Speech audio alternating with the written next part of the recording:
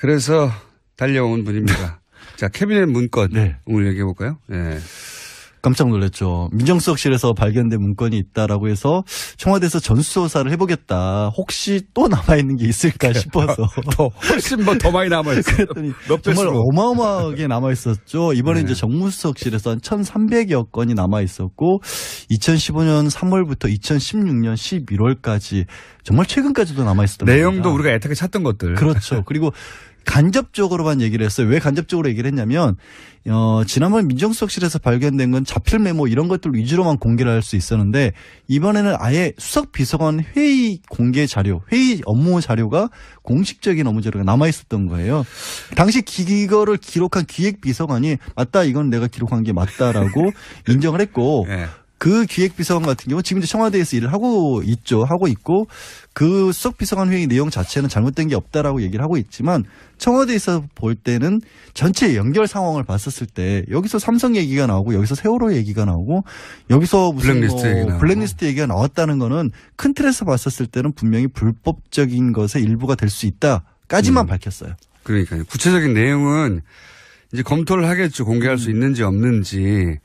그리고 이제 대통령 기록물이 아니냐. 네. 거기도 뭐 율사들이 있을 테니까요. 근데 그것도 제가 봤었을 때는 원래 공개하는 게 맞아요. 공개할 수 있는데 다만 정치적인 반발 같은 것을 막기 위해서 그냥 청와대에서 자중하고 있는 것 뿐인데 저는 이게 자중하는 게 맞는지 좀 판단을 좀 달리 해봤으면 좋겠어요. 지금 그럴 때가 아니거든요. 모조리 다 공개해버려요? 왜? 이건 대통령 기록물이라는 것 자체가 원래 법 1조에 뭐라고 돼 있냐면 국정 운영의 투명성과 책임성을 보장하기 위해서 만든 법이다.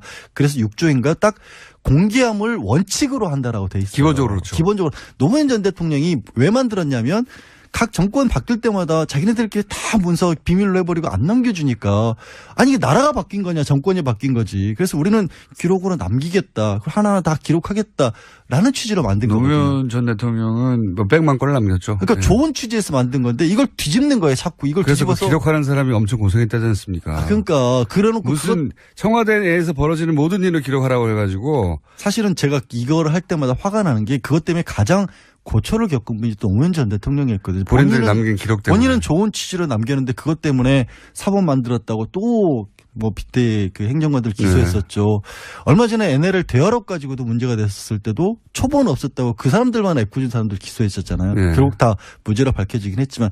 근데 취지는 그런 좋은 취지였는데 벌써 반론이 막 뭐라고 나오냐면 대통령 기록물이니까 공개하면 안 되는 거 아니냐는 식의 일부 언론에서 애초 공개가 정신이고 일부 시한을 정해서 공개하지 않을 수 있는데 뭐 국가 그 해외 정상과의 어떤 문제라든가 국방, 뭐 안보, 뭐 개인적인 비밀 이런 것만 예외로 한 건데 원칙과 예외를 뒤바꾸는 주장들을 막 하고 있어요. 그래야지 거기서 나온 문건들이 자기한테 불리하게 작용하지 않을 수 있죠. 심지어 오늘 어떤 언론에 지금 이제 뭐 야권 의원 한 사람의 멘트를 빌려서 이렇게까지 났어요.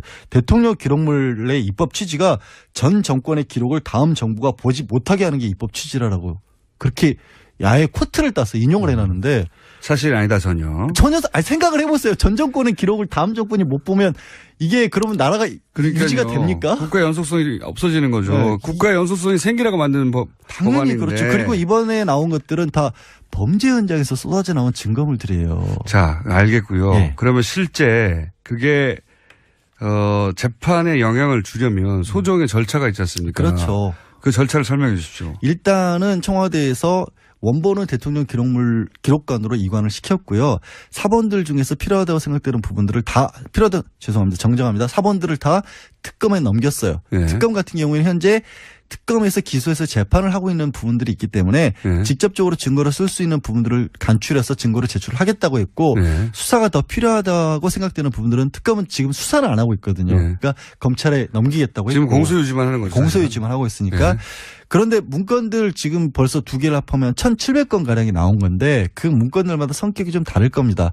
어제 새롭게 발견된 것들처럼 청와대 수석 비서관의 그 회의 자료 같은 경우는 아예 이것 자체가 공문서예요. 그러니까 바로 그거는 내용에 도움, 그러니까 재판에 도움만 된다고 치면 증거로 제출할 수가 있는 거고 그렇지 않은 문건들 같은 경우에는 과연 이걸 누가 만들었느냐. 작성자를 확인해야 됐고 작성자로부터 이 내용이 당신이 작성한 그대로 작성에 맞다. 기록된 거를 받아가지고 제출을 해야 되고 그때도 상대방이 만약에 이건 인정 못한다고 하면 작성자를 불러서 증인신문을 해야 되는 과정을 이재용 부회장 변호인 측이라든가 박근혜 전 대통령 변호인 측이 증거를 인정 못하겠다고 하면 결국은 작성한 사람을 불러야 되죠. 근데 이게 굉장히 중요한 증거가 될 수 있다라고 보는 게 저는 그동안에 굉장히 많은 정황 증거들은 나왔어요. 왜 국민들이 이거를 충격적으로 안 받아들이냐면 내용들은 다 아는 내용이거든요. 그쵸. 어차피 이렇게 했다며. 그리고 특검도 밝혔고 검찰도 밝혔거든요. 그렇게 상식적으로 받아들이고 있는데 다만 중요한 거는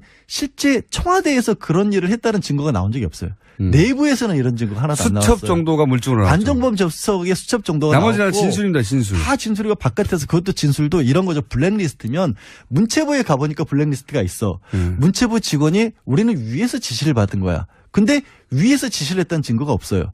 단적으로 문영표 전 보건복지부 장관도 국민연금을 동원해서 삼성의 합병을 도와줬다는 죄로 유죄 판결을 받았지만 법원에서도 이 사람이 왜 이런 행동을 했는지에 대해서는 행위 자체만 판정을 했지 지시를 받았냐 안 받았냐는 보류를 했어요. 밝혀내지 못했다는 거죠. 근데 그게 청와대에서 했다는 게 누구나 지금은 알고 있지만 그게 이번에 비로소 그걸 입증할 수도 있는 문서가 나온 것이고 그중에 그렇게 연결될 문서가 나올 가능성이 있다라고 청와대에서 밝힌 거죠. 모든 거에 다 삼성 관련됐고 세월호 관련됐고 블랙리스트 관련됐고. 그 행위는 이런 회의 끝에 나온 행위가 아니냐. 그렇죠. 이 회의는 왜 하냐. 누가 지시해서 이런 회의를 했느냐.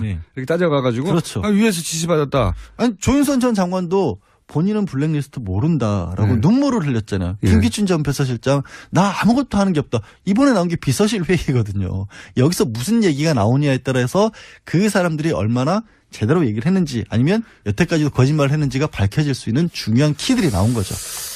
그러니까 그렇게 됐으면 좋겠는데 실제 그렇게 되기까지 몇 가지 장애가 있어요. 시간이 없다. 물론 그런 부분들로 있죠. 물론 당장에 이재용 부회장 같은 경우에는 8월 2일까지는 결심을 해야 재판을 마쳐야 8월 16일까지는 선고를 할 수 있다. 그런데 이제 검찰 쪽, 특검 쪽에서 이렇게 새로운 자료가 나왔으니 연기해달라고 요청을 하겠죠, 아마도. 그거는 여러 가지 이게 연기를 그걸로 연기를 할 수는 없는 게 구속 시한에 문제가 있잖아요. 구속 시한은 8월 20 며칠까지지 않습니까? 8월 17일까지예요. 8월 17일. 네. 한 주라도 미뤄달라고. 아니, 그게 그런 식으로 안 된다는 걸 아시잖아요. 왜 전문 피해자께서 왜 그러세요? 아니, 특수 상황이라 그렇게 말할 수 있지 않을까? 혐의 사실을 추가할 만한 것들이 혹시라도 나온다라면 모를까. 지난번 정리라도 증언을 했으니까 그런 게 없으면 불구속 상태라도 할 수는 있겠죠. 근데 이제 구속 상태에서 끝내고 싶어 하겠죠, 당연히. 근데 이제 그렇죠. 이제 증거 가치가 얼마나 크느냐에 따라 달라질 거고 한 가지 더 이제 가치가 있다면 박근혜 전 대통령은 시간이 좀 있어요. 박 전 대통령은 시간이 그래도 있는 편이죠. 그런데 이제 이재용 부회장 같은 경우에는 시간도 촉박하고 근데 이재용 부회장의 판결이 박근혜 전 대통령 최순실 모두에게 영향을 미치는 중요한 그 재판이란 말이죠. 굉장히 그러니까 줬다는 사람이 확실하게 준 걸 여기서 뇌물로 되면 그럼 나머지는 거의 이제 반자동이라고 볼 수가 있는 그러니까요. 거죠. 여기서 근데 뇌물죄 그래서 여기서 모두가 같은 편이 된 거 아닙니까? 박근혜 전 대통령은 그래서 이 재판에 증인으로 안 나가려고 구인장이 와도 구치소에 구인장을 보내는 경우가 어디 있어요? 구인장이 필요 없으라고 구치소에 넣어놓은 건데. 그렇게 보면 19일 날이 그래도 안 나와. 중요한 기점이 될 거예요. 일단 구인장을 그러니까 강제로 끌어올 수 있는 거를 일단 법적으로는 받아놨는데 집행된 사례는 없었거든요. 지금까지. 아니, 구치소에서 나 안 나간다는 사람이 없으니까요. 구인장이 언제나 부를 수 있으라고 거기다 구치소에. 그러니까 과연 구속영장이 그거 아닙니까? 네, 그렇죠. 당시에는 도주의 위험이 있으니까 어디 못 가게 죄가 확정되지 않았는데 구속시켜 놓은 건데 지금은 그렇게 구치소에 있는 사람이 안 나간다고 하니까 그렇죠.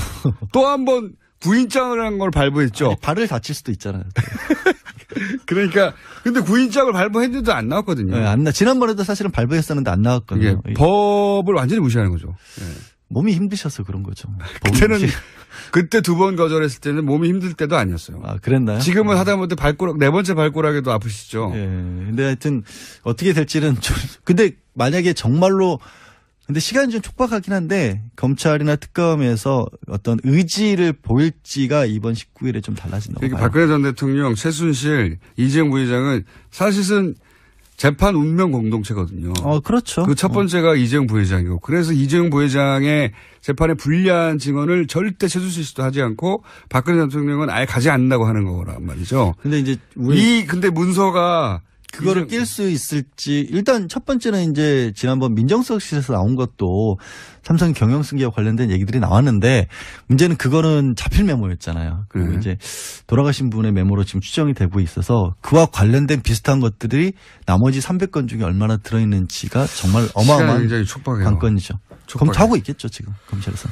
그러니까요. 그 중에 결정적인 문건 한두 개가 나오면 이재용 부회장의 이제 재판에 이게 작용할 수 있을 것이라는 전망 하나 하고, 우병우 전 민정수석이 근무 기간에 작성된 내용이기 때문에 본인은 이제 모른다고 하는데. 근데 어제 모른다고 하는 것도 저는 굉장히 우전석이 그 전에 발언 치고는 많이 얘기를 했어요.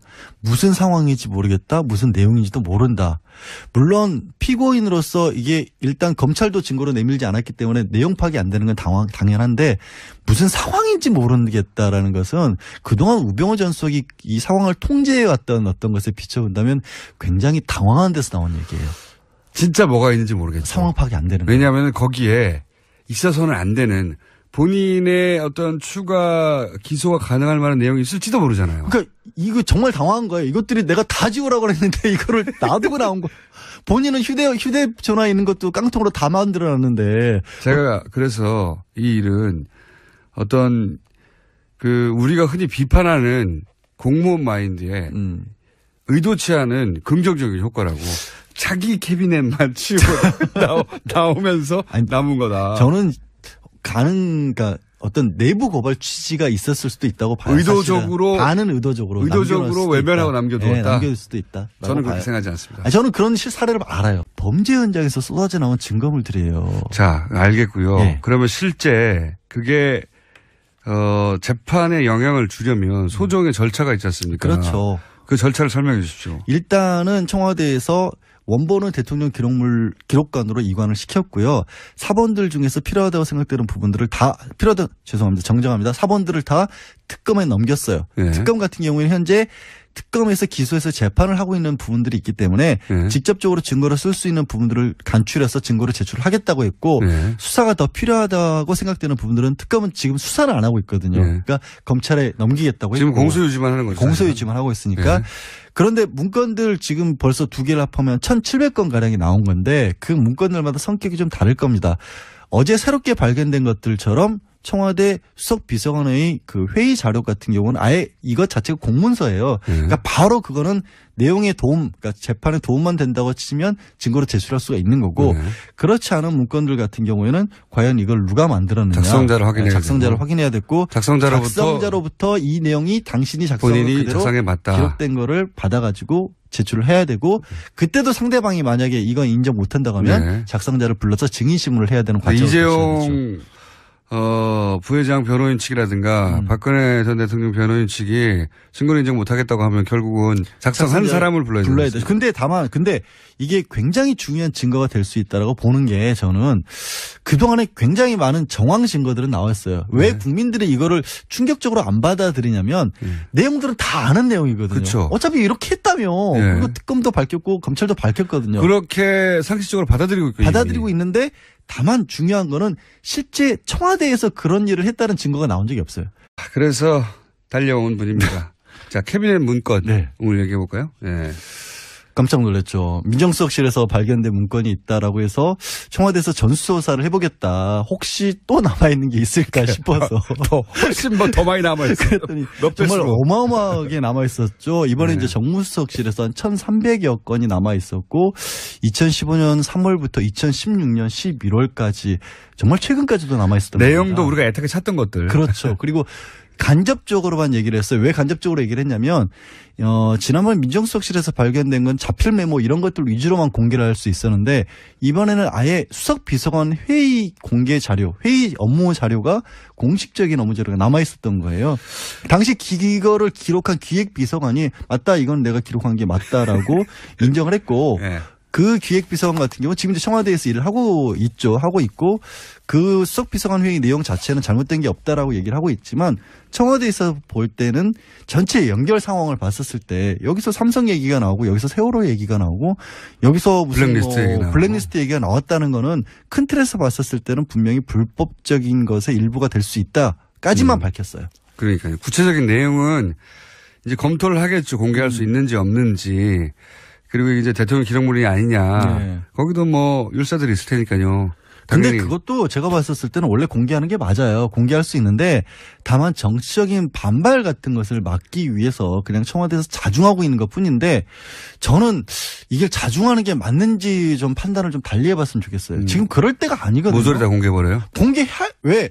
이건 대통령 기록물이라는 것 자체가 원래 법 1조에 뭐라고 돼 있냐면 국정 운영의 투명성과 책임성을 보장하기 위해서 만든 내부에서는 이런 증거가 하나도 안 나왔어요. 수첩 정도가 물증으로 나왔죠. 안정범 접석의 수첩 정도가 나머지는 진술입니다. 진술. 다 진술이고 바깥에서 그것도 진술도 이런 거죠. 블랙리스트면 문체부에 가보니까 블랙리스트가 있어. 문체부 직원이 우리는 위에서 지시를 받은 거야. 근데 위에서 지시를 했다는 증거가 없어요.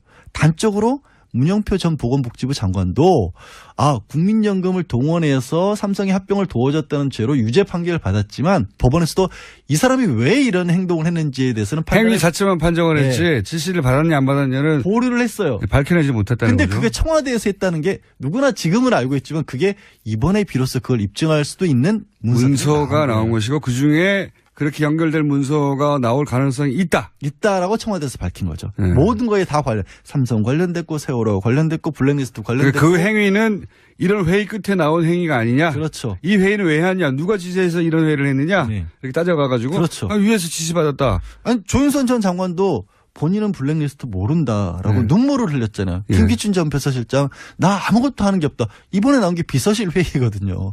여기서 무슨 얘기가 나오냐에 따라서 그 사람들이 얼마나 제대로 얘기를 했는지 아니면 여태까지도 거짓말을 했는지가 밝혀질 수 있는 중요한 키들이 나온 거죠. 그러니까 그렇게 됐으면 좋겠는데 예. 실제 그렇게 되기까지 몇 가지 장애가 있어요. 시간이 없다. 물론 그런 부분들로 있죠. 물론 당장에 이재용 부회장 같은 경우에는 8월 2일까지는 결심을 해야 재판을 마쳐야 8월 16일까지는 선고를 할 수 있다. 그런데 이제 검찰 쪽, 특검 쪽에서 이렇게 새로운 자료가 나왔으니 연기해달라고 요청을 하겠죠, 아마도. 그거는 여러 가지 이게 연기를 그걸로 연기를 할 수는 없는 게 구속 시한의 문제가 있잖아요. 구속 시한은 8월 20 며칠까지지 않습니까? 8월 17일까지예요. 8월 17일이요? 네. 한 주라서 이런 법이다. 그래서 6조인가 딱 공개함을 원칙으로 한다라고 돼 있어요. 기본적으로 그렇죠. 기본적으로 노무현 전 대통령이 왜 만들었냐면 각 정권 바뀔 때마다 자기네들끼리 다 문서 비밀로 해버리고 안 남겨주니까 아니 이게 나라가 바뀐 거냐 정권이 바뀐 거지. 그래서 우리는 기록으로 남기겠다. 하나하나 다 기록하겠다라는 취지로 만든 거거든요. 노무현 전 대통령은 몇백만 건을 남겼죠. 그러니까 좋은 취지에서 만든 건데 이걸 뒤집는 거예요. 자꾸 이걸 그래서 뒤집어서. 기록하는 사람이 엄청 고생했다지 않습니까? 그러니까 그래놓고 무슨 청와대 내에서 벌어지는 모든 일을 기록하라고 해가지고 사실은 제가 이거를 할 때마다 화가 나는 게 그것 때문에 가장 고초를 겪은 분이 또 노무현 전 대통령이었거든요. 본인들이 남긴 기록 때문에. 본인은 좋은 취지로 남겼는데 그것 때문에 사법 만들었다고 또 빗대 그 행정관들 기소했었죠. 얼마 전에 NLL 대화록 가지고도 문제가 됐었을 때도 초본 없었다고 그 사람들만 애꿎은 사람들 기소했었잖아요. 결국 다 무죄로 밝혀지긴 했지만. 근데 취지는 그런 좋은 취지였는데 벌써 반론이 막 뭐라고 나오냐면 대통령 기록물이니까 공개하면 안 되는 거 아니냐는 식의 일부 언론에서 애초 공개가 정신이고 일부 시한을 정해서 공개하지 않을 수 있는데 국가 그 해외 정상과의 어떤 문제라든가 국방, 안보, 개인적인 비밀 이런 것만 예외로 한 건데 원칙과 예외를 뒤바꾸는 주장들을 막 하고 있어요. 그래야지 거기서 나온 문건들이 자기한테 불리하게 작용하지 않을 수 있죠. 심지어 오늘 어떤 언론에 지금 이제 야권 의원 한 사람의 멘트를 빌려서 이렇게까지 나왔어요. 대통령 기록물의 입법 취지가 전 정권의 기록을 다음 정부가 보지 못하게 하는 게 입법 취지라고 그렇게 야외 코트를 따서 인용을 해놨는데 사실이 아니다 전혀. 전혀 생각을 해보세요. 전 정권의 기록을 다음 정권이 못 보면 이게 그러면 나라가 그러니까요. 유지가 됩니까? 국가의 연속성이 없어지는 거죠. 네. 국가의 연속성이 생기라고 만드는 당연히 법안인데. 그렇죠. 그리고 이번에 나온 것들은 다 그게 그런 식으로 안 된다는 걸 아시잖아요. 왜 전문 피해자께서 왜 그러세요? 아니 특수 상황이라 그렇게 말할 수 있지 않을까? 혐의 사실을 추가할 만한 것들이 혹시라도 나온다라면 모를까. 네. 지난번 정리라도 증언을 했으니까 그런 게 없으면 불구속 상태라도 할 수는 있겠죠. 근데 이제 구속 상태에서 끝내고 싶어 하겠죠.